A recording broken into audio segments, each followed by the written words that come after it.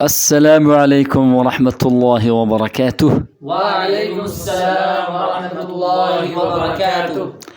الحمدللہ پچھلے کلاس میں ہم نے خاء تک مکمل کیا تھا، تو آج کے کلاس میں ہم انشاءاللہ تعالی اگلا لفظ پڑھنے جا رہے ہیں۔ دال ہے، اگلا جو لفظ ہے وہ ہے دال۔ اور کلاس کو شروع کرنے سے پہلے ہم تعوذ تسمیہ پہلے پڑھ لیں گے۔ تعوذ، تعوذ، اعوذ اعوذ باللہ باللہ من الشیطان من الشیطان الرجیم۔ الرجیم۔ تسمیہ، تسمیہ، بسم اللہ بسم اللہ الرحمن الرحمن الرحیم۔ الرحیم۔ دال، دال،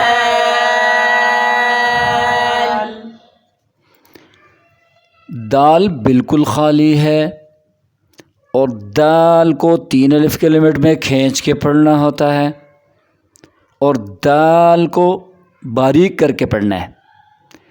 اور نوٹ، دال کا تعلق حروف اخفا اور حروف قلقلہ کے ساتھ ہے، اور دال کا مخرج ہے، دال ادا ہوتا ہے، دال ادا ہوتا ہے، زبان کی نوک زبان کی نوک سامنے والے اوپر سامنے والے اوپر 2 دانتوں کے پیچھے لگنے سے، 2 دانتوں کے پیچھے لگنے سے۔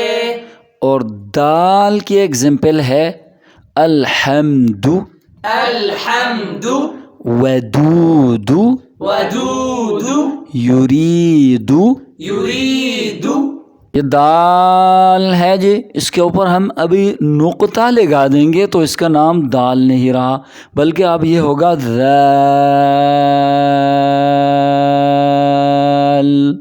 ذال، ذال کے اوپر ایک ڈاٹ ہے، اور ذال کو 3 الف کے برابر کھینچ کے پڑھنا ہے، اور ذال کو نرم پڑھنا ہے۔ اور نوٹ، ذال کا تعلق حروف اخفا اور نرم حروف کے ساتھ ہے، حروف اخفا اور نرم سافٹ حروف کے ساتھ ہے، اس کو نرم کر کے پڑھنا ہے۔ اور ذال کا مخرج ہے، ذال ادا ہوتا ہے زبان کی نوک سامنے والے دانتوں کے کناروں کے ساتھ لگنے سے۔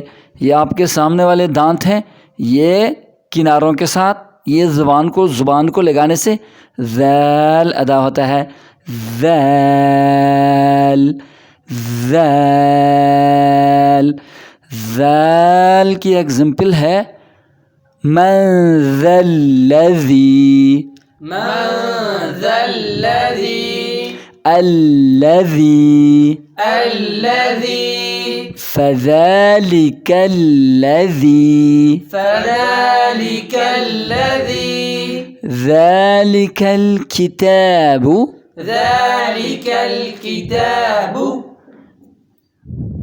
آج کے کلاس میں ہم دال اور ذال مکمل کر لی ہے، تو آپ یوں نہ سمجھے کہ ہم نے صرف 2 لفظ پڑھ لیے، نہیں جی، ہم نے تو قرآن مجید میں سے ہزاروں دال، اس طرح سینکڑوں ہزاروں ذال مکمل کر چکے ہیں۔